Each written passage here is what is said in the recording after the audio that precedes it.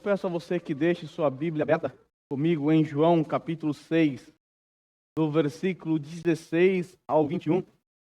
Esse é o trecho que estudaremos nessa tarde. Nós vamos olhar para esse texto e vamos perceber, assim como o irmão Daniel adiantou, que os discípulos estavam no meio de uma grande tormenta, de uma grande tempestade, eles estavam prestes a morrer. Nós vamos ver como o Senhor Jesus Cristo agiu em meio a essas circunstâncias. E à medida em que eu for expondo, comece a lembrar de tormentas, de tribulações que você passou, e guarde no seu coração, para que você saiba como agir quando você vier a passar mais uma vez por uma tormenta. Diz assim a palavra do Senhor: Ao anoitecer, seus discípulos desceram para o mar, entraram num barco e começaram a travessia para Cafarnaum. Já estava escuro e Jesus não tinha ido até onde eles estavam. Soprava um vento forte e as águas estavam agitadas. Depois de terem remado cerca de 5 ou 6 quilômetros, viram Jesus aproximando-se do barco, andando sobre o mar, e ficaram aterrorizados. Mas ele lhes disse: Sou eu, não tenham medo. Então resolveram recebê-lo no barco e logo chegaram à praia para a qual se dirigiram. Pode tomar o seu assento, por gentileza? Você já teve a experiência de quase morrer? Sabe aquele momento em que você para e respira e fala: Uff, foi por pouco. Foi por um triz. Exatamente nesse momento, o seu coração começa a palpitar. Você começa a ter uma carga de adrenalina.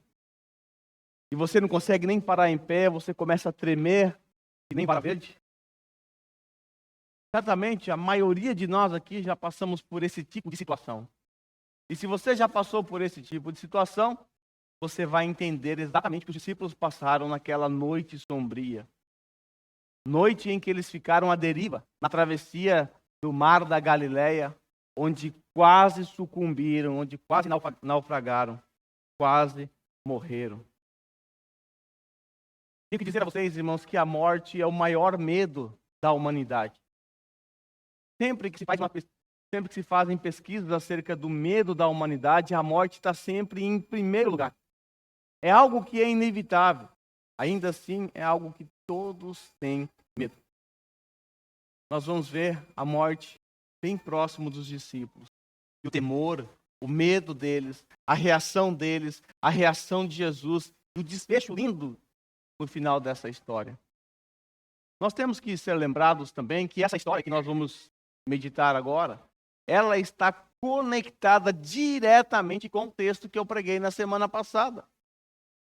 O que eu preguei na semana passada? Você deve se lembrar muito bem. Eu preguei acerca do 4º sinal miraculoso registrado pelo Evangelho de João. O primeiro sinal miraculoso, como nós bem sabemos, foi o milagre em Caná da Galileia, quando o Senhor Jesus Cristo transformou água em vinho.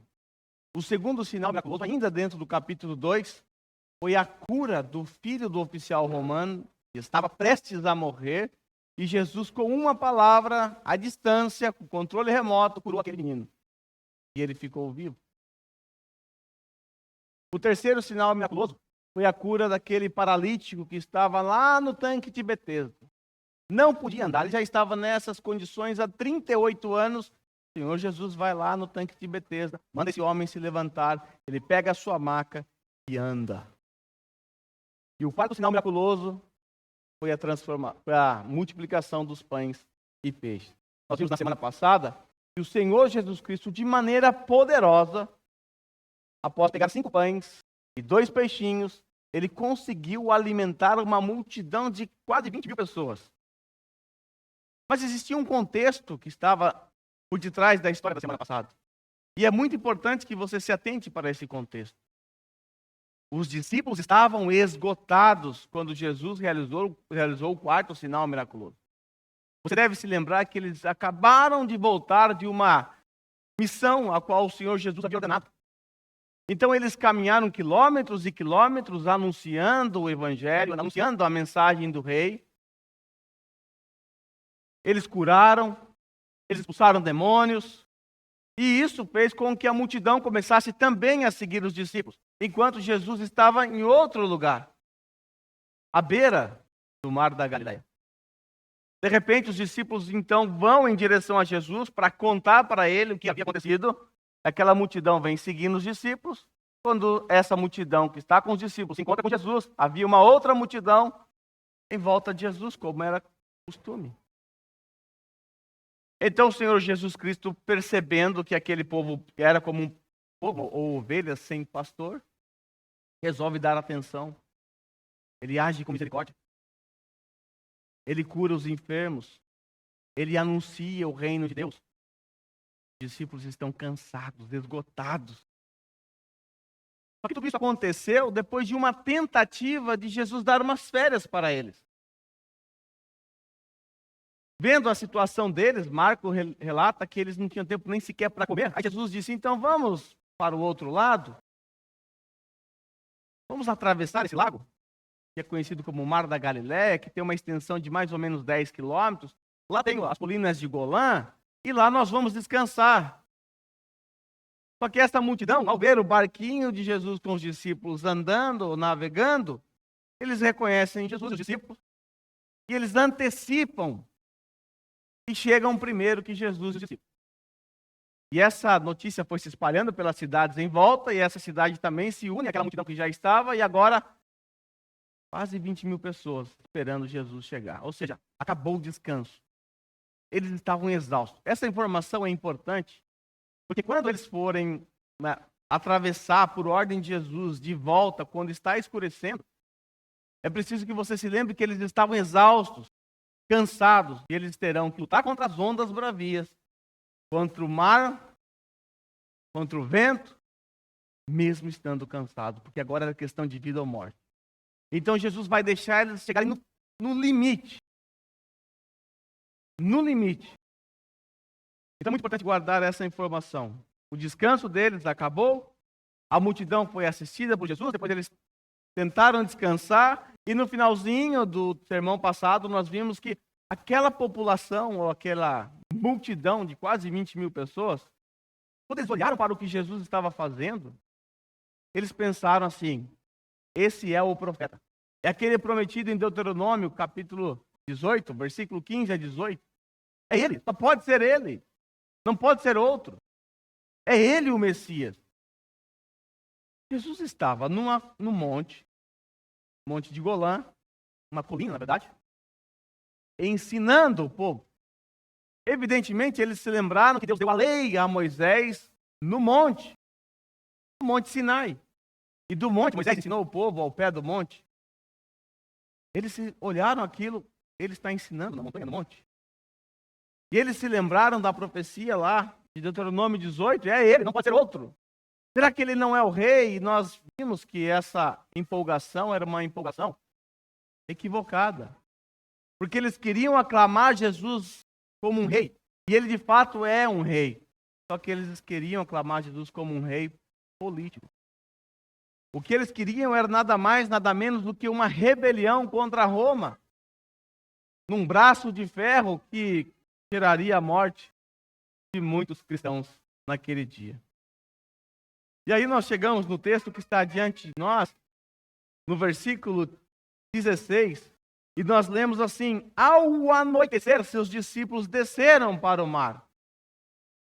Vale se lembrar que no sermão passado, a história da multiplicação dos pães e peixes, a preocupação dos discípulos foi: Senhor, o sol está se pondo, logo a noite vai chegar, é deserto aqui, mande esse povo embora para que eles procurem comida e assim não morram de fome e também escapem do perigo de estar num lugar deserto. Agora o texto nos informa que ao anoitecer, o sol se pôs. Agora está escuro. Está bem escuro. E o texto nos diz que os discípulos de Jesus, quando escureceu, isso se deu por volta das 7:30 da noite, porque no sermão passado nós recebemos uma informação de que a Páscoa judaica estava se aproximando. E na Páscoa judaica é mais ou menos nesse horário que o sol se põe. Então, umas 7:30 da noite, os discípulos então entraram no barco foram em direção a Cafarnaum. Um trajeto de aproximadamente 10 quilômetros. Eu disse a vocês que quando João, ele conta uma história que já foi contada nos outros evangelhos, e geralmente ele compacta a história. Por quê? Porque ele não vai perder tempo contando uma história que já foi contada por outros discípulos ou por outros evangelistas. E a história que está diante de nós no Evangelho de João é muito compacta. Há inúmeras informações que não estão aqui. O texto simplesmente nos diz que anoiteceu e os discípulos desceram para o mar, mas existe um contexto que está registrado tanto em Marcos quanto em Mateus. Eu quero apresentar a vocês agora aqui duas informações que nós não podemos deixar de notar. A primeira é essa: havia desconhecido e velejar durante a noite num tempo onde não havia equipamento de geolocalização, como nós temos hoje. Não tinha iPhone, um GPS. Viajar ou navegar nessas condições era muito perigoso. Apesar desses discípulos, a maioria deles serem daquela região, serem pescadores, apesar de conhecerem o mar, aquele lago, mesmo assim era perigoso. É preciso destacar também que aquela região constantemente, aquele lago era constantemente acometido por fortes ventos. O Mar da Galileia fica 120 metros abaixo do nível do mar, o que causa uma pressão natural na água. Também havia colinas em volta daquele lago que fazia com que ventos cortassem aquele lago. Então, debaixo, nós temos uma água uma temperatura quente, não tão fria, e por cima, uma temperatura muito fria. Então, temos massa de ar quente e massa de ar frio. E essas massas, quando se cruzavam, você sabe o que acontece? Taifu. Gerava um corriqueiro. E quando isso acontecia, ninguém entrava no mar. Até hoje é assim. Se você for para lá e pegar uma tempestade, saiba, você não foi o primeiro nesse lago. Os discípulos já passaram por isso. A segunda informação que eu quero que você tenha em mente é que foi o próprio Jesus. O texto não mostra isso aqui, mas nos sinópticos mostra que foi o próprio Jesus que compeliu os discípulos a entrarem no barco, que ordenou os discípulos que entrassem no barco. Isso mostra que eles não queriam navegar naquele horário. Jesus teve que compeli-los, teve que obrigá-los a entrar no barco. Veja Mateus capítulo 14, versículo 22. O texto nos diz ali que o Senhor Jesus Cristo compeliu os discípulos para que entrassem no barco enquanto ele se despedia da multidão. Lembra, a multidão queria clamá-lo rei? Então Jesus pega os seus discípulos e diz: agora vocês entram no barco. Isso era 7:30 da noite aproximadamente. E vão. Eles não queriam. Jesus insistiu: vocês têm que ir. E eles foram. Jesus se despediu da multidão. E aí ele fez outra coisa. Ele subiu na colina de Golã para orar, enquanto seus discípulos estavam navegando. Veja como o evangelista João descreve. Entraram num barco e começaram a travessia para Cafarnaum. Já estava escuro. Pior hora para se navegar. Já estava escuro. João está dando essa informação que ele estava lá no barco. Ele está mostrando que, olha, não é apropriado navegar no escuro. Já havia escurecido e agora ele repete: estava escuro. Jesus ainda não tinha ido até onde eles estavam, né? João, ele resumiu muito bem a história. Ele compactou muito bem. Mas quando nós olhamos para o Evangelho de Mateus, lá no capítulo 14, nós descobrimos alguns fatos interessantes. Fatos que não estão aqui, alguns eu já mencionei, outros ainda não. Mas quando nós olhamos para o versículo 18, por exemplo, João apenas diz assim: eles entraram no barco, foram no escuro mesmo, e soprava um vento forte e as águas estavam agitadas. Veja como João resume muito bem. Nós temos um salto histórico. Porém, quando nós lemos os outros evangelistas, nós encontramos mais informações. Nós percebemos 4 fatos que não estão tão claros ou estão resumidos dentro do Evangelho de João.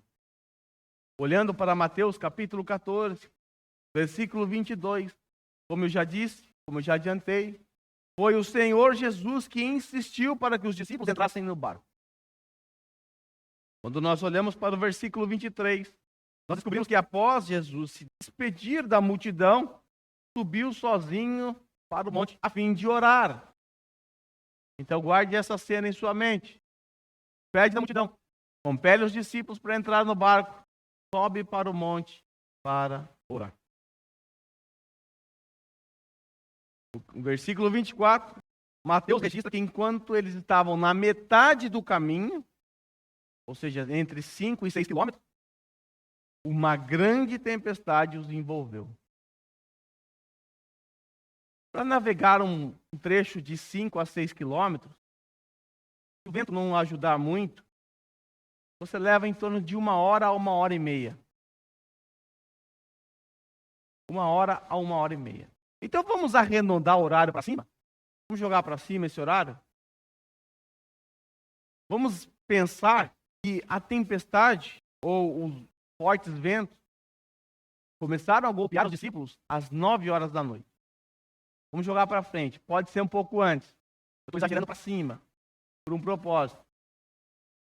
Então, por volta das 9 horas da noite, uma grande tempestade, um forte vento, começa a golpear o barco dos discípulos. Eles estavam na metade do percurso.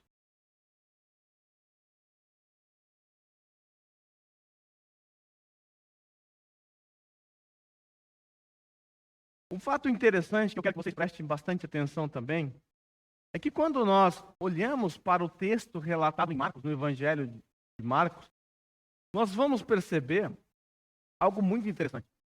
Que o Senhor Jesus Cristo, quando está lá no monte orando, Marcos revela, registra, que Jesus via os seus discípulos.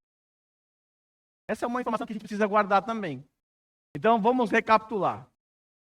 Aquela multidão quer aclamar Jesus como rei. Ele não aceita isso porque ele não é um rei político. Ele ordena que os discípulos entrem no barco. Já está escuro, 7 horas da noite, então eles vão navegar. Jesus sobe para o alto de uma montanha para orar. E agora os discípulos, lá pelas 9 horas da noite, estão no meio de uma grande tempestade. Aí o Evangelho, Marcos diz que Jesus via as ondas golpeando os seus discípulos. Ele via, ele estava contemplando tudo isso. Ele estava vendo o que estava acontecendo com os seus discípulos. Eles estavam quase afundando, no meio de uma grande tempestade. E eu pergunto a vocês, o que Jesus fez? Tenho certeza absoluta que vocês vão responder. Jesus foi até eles andando sobre as águas. Certo? Certo? Então eu faço uma pergunta diferente. Quando ele foi ao encontro dos seus discípulos? Quando? Nós sabemos que ele foi andando sobre o mar. Mas a grande questão é quando ele fez isso? Por volta das 9 horas da noite, ele vê os seus discípulos. Quando a gente lê o texto um pouco desatento, ou lendo o texto lemos o texto de forma corrida, parece-nos que Jesus, ao ver os seus discípulos, imediatamente ele desce, vai lá, realiza esse grande sinal miraculoso, anda sobre o mar e acalma a tempestade. Mas não foi isso que Jesus fez. Jesus só foi. A gente arredondar para cima. Ele foi pelo menos 6 horas depois que os discípulos foram acometidos por uma grande tempestade. 6 horas depois, Jesus está lá orando ao Pai, ele está vendo seus discípulos e ele não vai. Ele não vai, ele deixa seus discípulos quase morrerem. Lembre-se, eles estavam cansados. As férias foi para o beleléu. E agora tem que remar ainda, cansados. Essa era a situação dos discípulos. Jesus está vendo. Jesus não vai. Quando nós lemos esse texto no texto original, talvez a sua versão vai estar assim ainda, né? É nos dito que isso foi na 4ª vigília da noite. Quarta vigília da noite. O que é a quarta vigília da noite? Essa é uma maneira grega de contar o tempo. A quarta vigília da noite começava às 3 da madrugada e ia até às 6 da madrugada. Então, se a gente arredondar para as 3 horas da manhã, pode até ser que seja mais tarde, mais provável que foi perto do sol nascer, nós chegaremos aqui a um período de 6 horas, em que os discípulos estavam desesperados, pensando que iam morrer. Afinal, eles estavam só, no escuro, e não tinham o que fazer. Essa não é a primeira vez que os discípulos enfrentam uma grande tempestade nesse mesmo lago. Vale se lembrar que antes desse episódio, eles também foram acometidos por uma grande tempestade, e eles pensaram que iam morrer. Nessa ocasião, sabe onde Jesus estava? Dormindo na polpa do barco. Tranquilão, dormindo. E os discípulos quase morrendo. De repente, os discípulos, percebendo que não havia mais o que fazer, eles acordam Jesus e diz: faça algo, senão morreremos. Aí o Senhor Jesus, então, ele calma o mar. Aí eles dizem assim: quem é esse? Que até os ventos e os mares lhe obedecem. Eles já tiveram essa experiência. Só que agora, eles também estão no meio de uma tempestade. Com uma diferença. Cadê Jesus? Agora Jesus não está dormindo na popa do barco para eu acordá-lo, faça alguma coisa.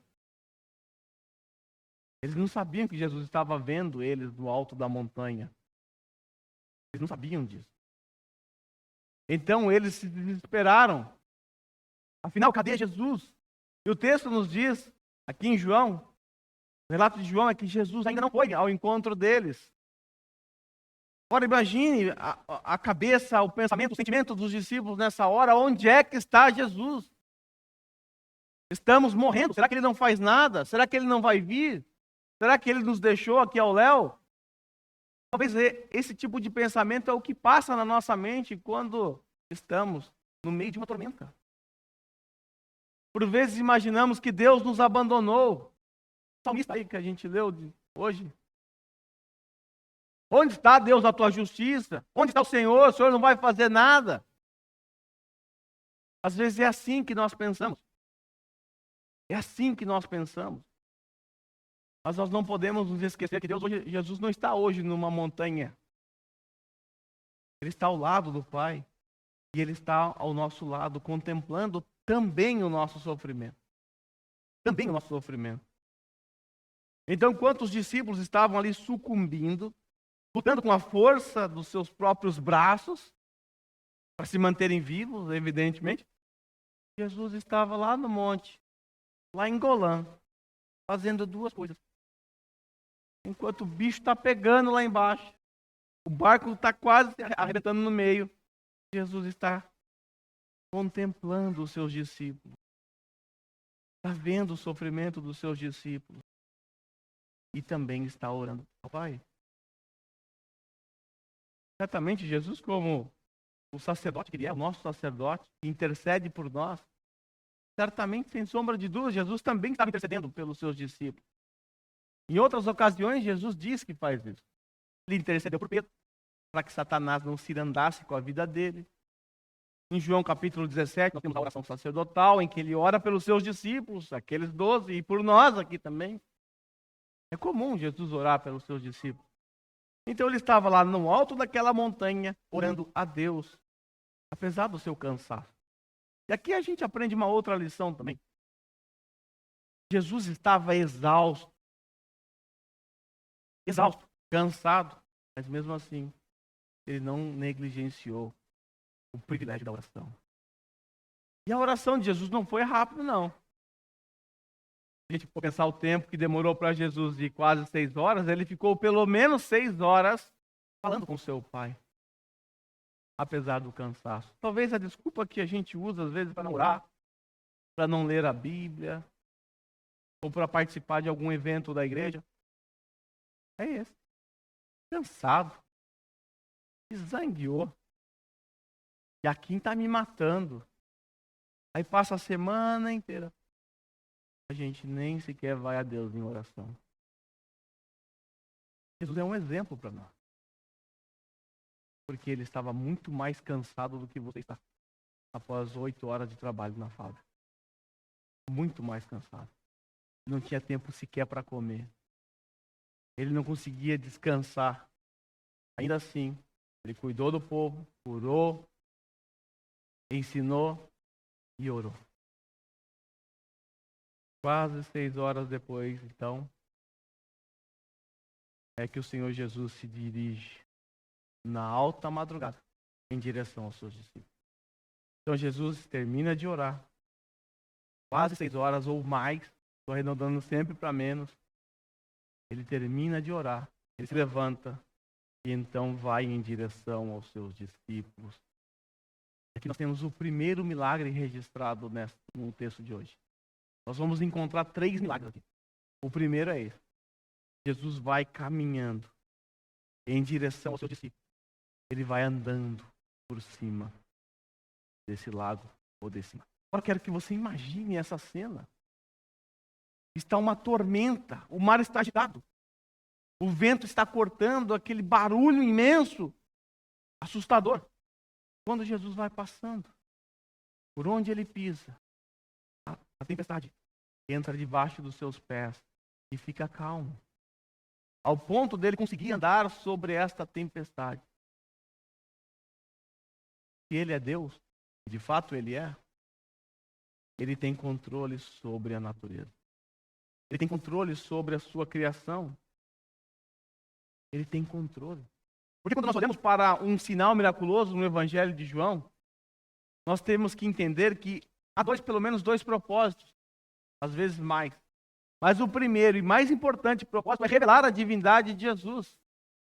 Todos os sinais miraculosos apontam para o Jesus divino. Mas também, os sinais servem para aumentar a fé dos seus discípulos. De que maneira, então, esse sinal apontava para a divindade de Jesus? Como esse sinal apontava para a divindade de Jesus? Afinal, existiam outros milagres que certamente não foram registrados, que são, da nossa ótica, muito mais surpreendentes. Andar sobre as águas não é uma coisa tão comum, né? Nunca vi ninguém fazendo isso. A não ser Jesus e Pedro. Mas certamente existiram outros e outros milagres que, arrancar os cabelos de tão surpreendente que é. Mas por que João, ao olhar todos os milagres, ele escolheu esse? Porque ele entendeu que esse milagre especificamente apontava para a divindade de Jesus.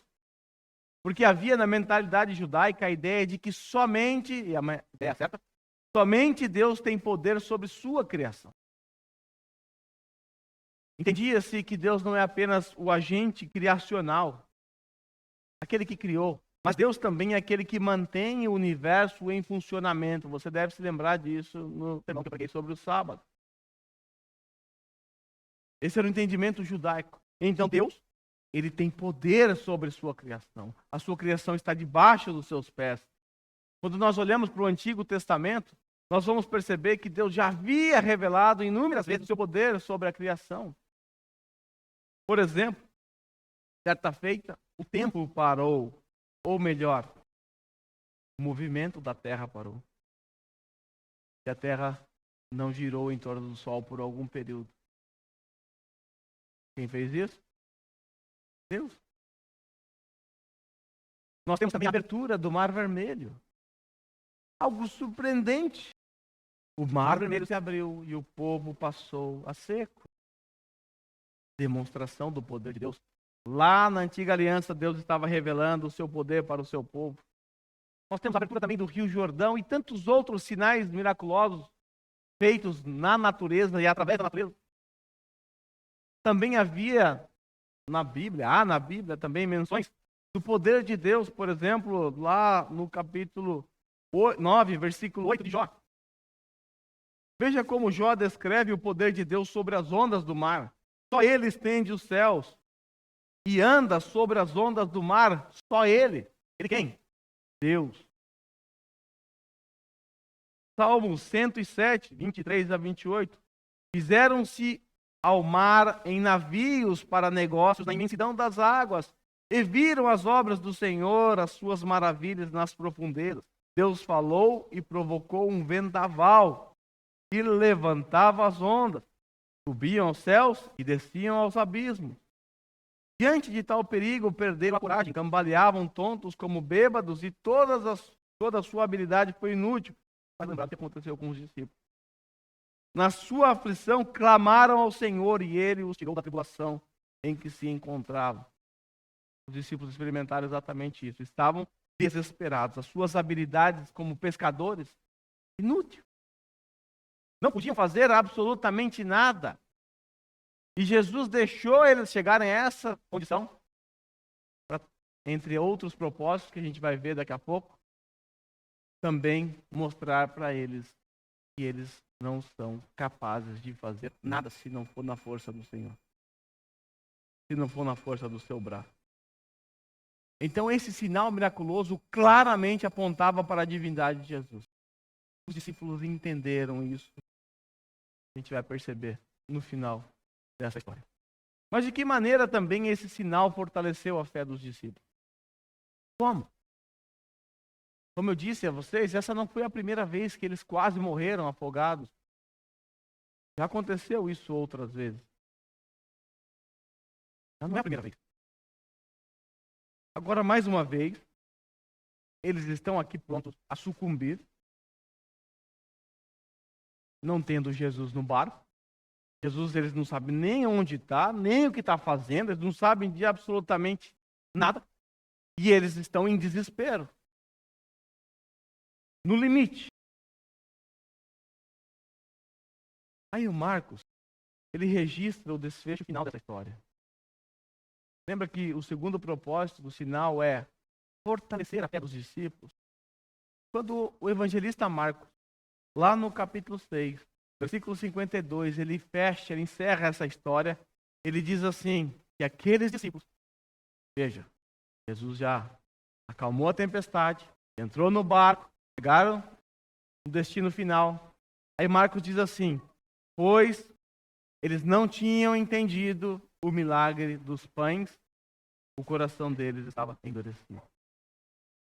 Essa era a condição dos discípulos. Eles não haviam entendido o milagre da multiplicação. É verdade que eles participaram, eles distribuíram, eles viram que não tinha comida, eles viram que não havia como alimentar, humanamente falando, aquela multidão. Mas eles não haviam captado o significado desse sinal miraculoso. Esse sinal miraculoso, assim como os demais, apontavam para a divindade de Jesus. Nós vamos ver no próximo sermão, se assim Deus quiser, que Deus lá no Egito alimentou o povo que estava passando necessidades, fome. Deus mandou o pão vivo, o pão do céu, o maná, para alimentá-los. E na multiplicação, era isso. Mais uma vez, Deus estava alimentando o seu povo de forma milagrosa. Por alguma razão, o coração deles estava endurecido. É o que Marcos registra. Agora, talvez você consiga perceber um pouquinho do que Jesus está fazendo com os seus discípulos. Eles ainda não haviam entendido quem Jesus era ao fazer aquele milagre, a realizar aquele milagre da multiplicação dos pães e peixes. E os corações deles estavam endurecidos. Será que dá para a gente entender por que Jesus se demorou a ir? Será que a gente consegue perceber o porquê que Jesus não foi logo no instante em que a tribulação começou? Será que a gente consegue entender por que Jesus insistiu tanto para eles entrarem naquele barco rumo à tempestade? Jesus sabia exatamente o que ia acontecer. Sabe o que Jesus estava fazendo? Quebrando o coração endurecido deles. Além de se revelar a eles. E não é isso que Deus faz conosco? Não é isso que Deus faz quando o nosso coração está endurecido? Ele nos manda para uma grande tempestade. Ele nos manda para uma grande tribulação. Por quê? Porque o nosso coração se endureceu. E não pense que esse problema é só dos discípulos. é nosso também. Agora, veja só. Os discípulos viram Jesus realizando muitos sinais miraculosos. Os discípulos realizaram sinais miraculosos. Lembra do contexto. Eles voltaram de uma missão onde eles expulsaram demônios, onde eles curaram enfermos. Eles sentiram, eles viram o poder de Deus. Mas mesmo assim o coração deles estava duro. Antes que você taque uma pedra nos discípulos. É isso que acontece com a gente. Se não cuidarmos dos nossos corações. Nós não sabemos a razão que levou os discípulos a ter o coração endurecido nessas circunstâncias. Mas pouco importa. O que importa é saber que essa mesma realidade pode acontecer com você agora. Talvez pode estar acontecendo agora. Pode ser que o seu coração está entenebrecido, endurecido. Você já se afastou de Deus, já não tem vontade mais de ler a Bíblia, já não tem vontade mais de orar. Talvez você não tenha vontade nem de estar mais com o povo de Deus. Talvez essa seja a sua condição hoje. Isso revela que o seu coração está duro. E que assim como os discípulos, você também não entendeu os sinais miraculosos que você leu na sua Bíblia. Mas sabe o que Deus vai fazer com você? Ele vai amolecer seu coração. Não sei como. Não sei a forma. Mas Ele vai amolecer. Porque Ele te ama. Ele é seu Pai. E Ele quer o melhor para você. O fato é que nós somos meio tontos, né? Assim como os discípulos. Nós esperamos chegar à tempestade. Nós esperamos a coisa ficar feia ao ponto de a gente nos desesperar. Não precisaríamos disso. Mas infelizmente é assim que a gente faz. Nós nos esquecemos de Deus. Nós não damos valor à palavra, aos milagres, a tudo que Ele fez. Aí quando vem uma tempestade, quando vem uma tormenta, aí nós nos lembramos dele. E vale lembrar, quando a tormenta chegar, foi o próprio Jesus que colocou você no barco e te mandou rumo a uma grande tempestade. Porque Ele queria se revelar a você. Você já não estava mais entendendo quem Ele é. O seu coração obscurecido não deixou você perceber o quão poderoso Ele é. É assim os nossos corações. É assim os nossos corações. Mas graças a Ele, graças ao bom Deus, que Ele envia as tribulações, que Ele envia as tormentas em nossas vidas. E Ele faz isso porque nos ama. E quando essa tempestade passa, nós podemos dizer, quem é esse? Quem é esse? O vento lhe obedece. Quem é esse que o mar se acalma com o poder da sua palavra? Nós podemos dizer, quem é esse que afastou agora da minha vida a tribulação? Esse é o Rei da Glória. Voltando aqui para o nosso texto em João. Depois de terem remado cerca de 5 ou 6 quilômetros, ou seja, chegaram na metade do rio, Jesus aproximando-se do barco, viram Jesus aproximando-se do barco, andando sobre o mar, e ficaram aterrorizados. Então pensa nessa cena. Depois de navegar um longo período, João ele encurta a história e ele diz que Jesus vem andando sobre o mar. O que acontece com os discípulos? Ficaram aterrorizados. Ficaram com medo. Tiveram medo. Agora, convenhamos, né? Está escuro. Uma tempestade nervosa. O barco quase partindo no meio. Cansado. Remando. Lutando. Tirando a água do barco para não afundar. E de repente, você está olhando no meio daquela escuridão. E você vê um vulto andando tranquilamente no meio de uma tempestade. Os discípulos sabiam que se caísse no meio daquela tempestade, se caísse para fora do barco, ia morrer afogado, com certeza. É impossível sobreviver. E agora vem um vulto andando, eles não conseguem enxergar, eles ficaram apavorados. Olha, a situação está feia. Veja bem, nós estamos cansados, nós estamos aqui já há 6 horas lutando contra a maré, acho que vamos morrer. Aí pensa que a situação não pode piorar, e aí eles olham o vulto, eles pensam então que é um fantasma. Eles ainda estavam apegados ao misticismo. Acharam que era um fantasma. Olha lá, veja aí Mateus 14, versículo 25 a 26. Alta madrugada, Jesus dirigiu-se a eles, andando sobre o mar. Quando viram andando sobre o mar, ficaram aterrorizados e disseram: é um fantasma. E gritaram de medo. Isso revela desespero. Pensei que não podia piorar. Agora vem um fantasma ainda para assombrar a gente. Deve ser a morte vindo buscar com a foice. O que eles fizeram?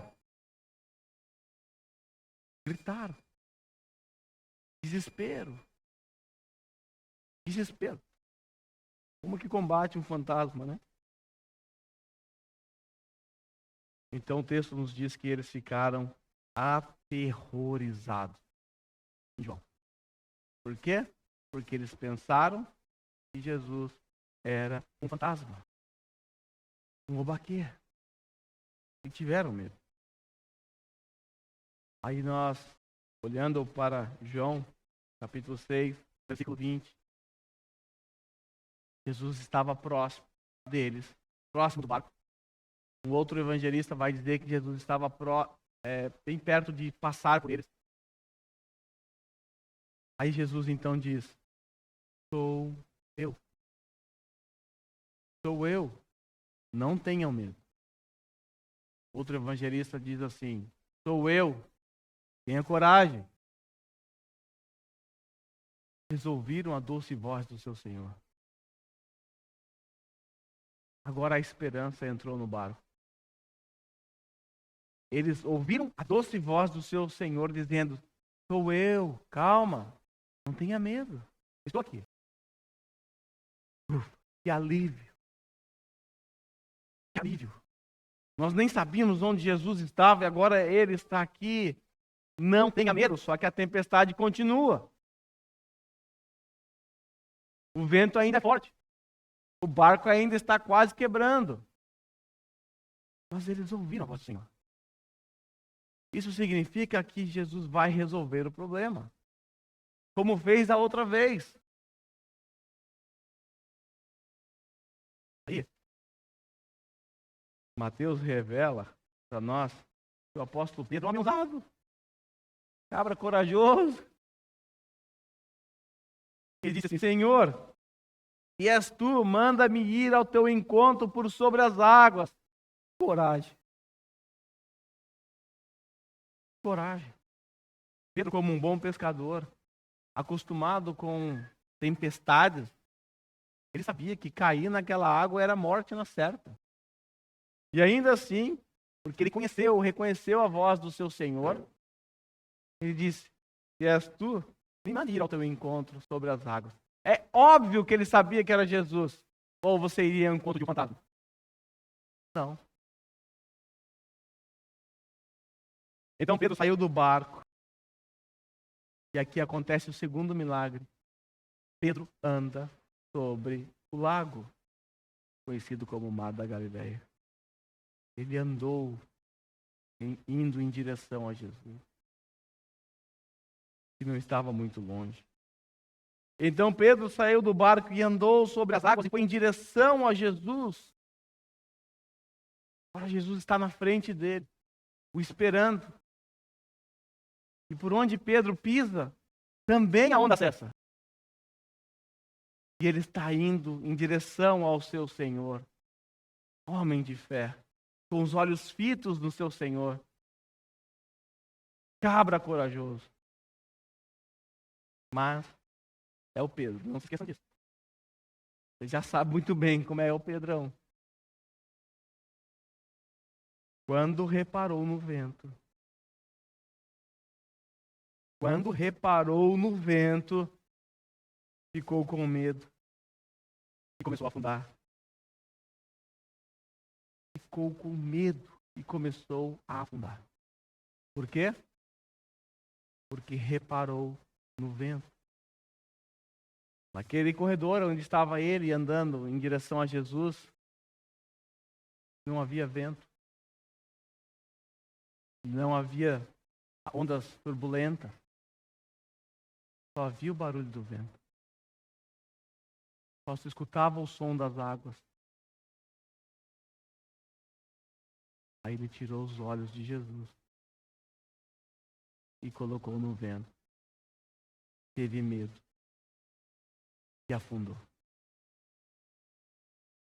Temos aqui uma lição muito importante para nós. Porque é exatamente isso que acontece com o cristão quando ele tira os olhos de Jesus e coloca em circunstâncias, em pessoas, no medo ou em qualquer outra coisa. Todas as vezes que nós tirarmos os nossos olhos de Jesus, nós vamos afundar. Se nós colocarmos os nossos olhos nas circunstâncias, na doença, na enfermidade, na tribulação, nos problemas conjugais, nos problemas financeiros, nos problemas com a família, se nós colocarmos os olhos nessas coisas, significa que tiramos os olhos de Jesus e vamos afundar.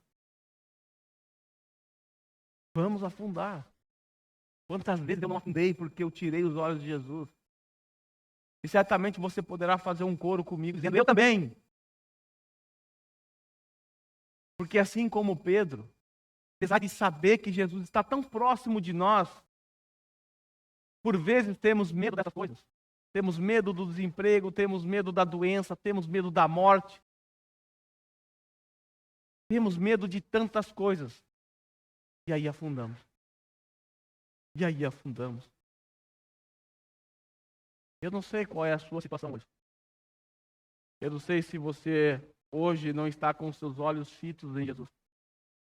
Eu não sei se você está olhando para as circunstâncias, os problemas. Mas se você estiver, certamente você já está se afogando. Se você estiver nessa situação é porque o seu coração está duro. Como uma pedra. Se você está nessa situação, eu te aconselho a fazer o que o apóstolo Pedro fez nesse momento. O que ele fez? Gritou. Gritou. Senhor, salva-me. Uma oração curta, não? Mas é a oração mais linda que o ser humano pode fazer. Senhor, salva-me. Isso revela o desespero, porque agora o apóstolo Pedro está afundando. E, como um pescador, sabia que era impossível nadar naquela água. Senhor, salva-me. Essa é a oração que, por vezes, precisamos fazer. Por vezes, precisamos fazer. Essa é a oração mais impactante que você pode fazer. Quando você fizer essa oração, Jesus imediatamente vai estender as mãos e vai te segurar. Ele não vai deixar você afundar. Até porque ele enviou essa tribulação na sua vida para que o seu coração fosse amolecido. Para que ele esmagasse você. Para que você o reconhecesse como o Senhor soberano. O Deus, o Criador, aquele que tem poder sobre todas as coisas. Então quando você gritar, Senhor, socorre-me, é porque o seu coração foi quebrado. Ele, como um pai amoroso, como um pastor, ele estende as mãos e nos tira. E nos salva. Imediatamente Jesus estendeu a mão e o segurou. E disse, homem de pequena fé, por que você duvidou? Por que você estava vindo em minha direção, você estava andando sobre as águas. Por que você duvidou? Por que nós duvidamos? Por que nós duvidamos? Lembre-se, quando você gritar por socorro, o Senhor não vai encolher a sua mão. Antes Ele vai te tirar dali. O texto nos diz, em João capítulo 6, versículo 31, que depois disso, eles resolveram receber Jesus no barco e logo chegaram à praia para a qual se dirigiram. Em Mateus capítulo 14, versículo 32, é dito que quando Jesus entrou no barco, a tempestade foi embora. Enquanto essa cena de Jesus com os discípulos estava acontecendo, a tempestade ainda estava golpeando os discípulos. Mas quando Jesus entrou no barco, a tempestade foi embora. Temos aqui o terceiro milagre. O primeiro milagre, Jesus anda sobre o mar. O segundo milagre, Pedro anda. E o terceiro milagre, a tempestade cessa após Jesus entrar no barco. Mas qual deveria ser a reação dos discípulos nesse momento? Qual seria a sua reação nesse momento? Eu não sei. Mas talvez nós diríamos assim: ô Senhor, o Senhor não viu a gente aqui não? Não, peraí, o Senhor conhecia o coração de Nicodemos? Já tem mostrado para a gente que conhece o coração, que o Senhor conhece as situações. O Senhor não sabia que isso ia acontecer?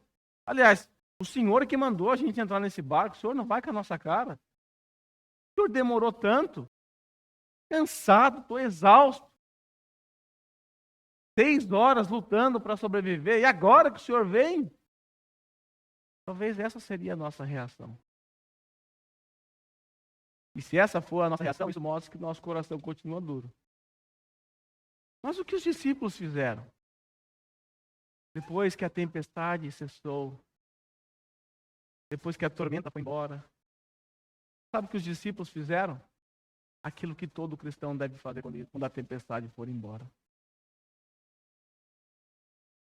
Em Mateus, capítulo 14, versículo 33.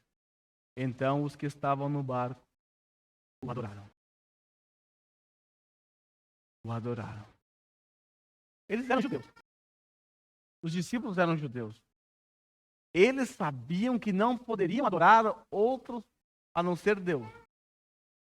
Isso lhe era proibido. Lembra que Jesus disse, Marcos disse que os discípulos ainda não haviam entendido o milagre da multiplicação, na qual Jesus se revelou a eles como Deus? Agora eles entenderam. Agora os corações foram amolecidos. Eles entenderam, não questionaram Jesus, eles apenas adoraram.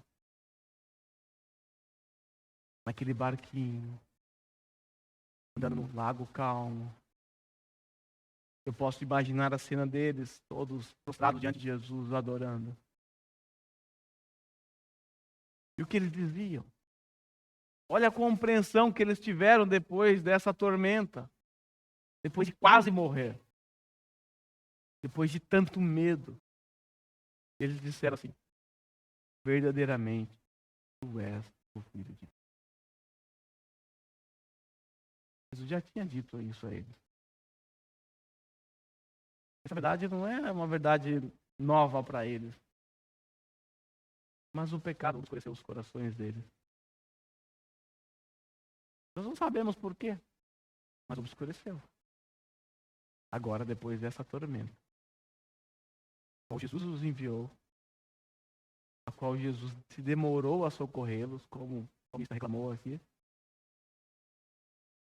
Após tudo isso, após eles verem o poder de Jesus, acalmando a tempestade, vendo o milagre de Pedro andar sobre o mar, após tudo isso, eles disseram assim, em adoração a Jesus: verdadeiramente, tu és o Filho de Deus.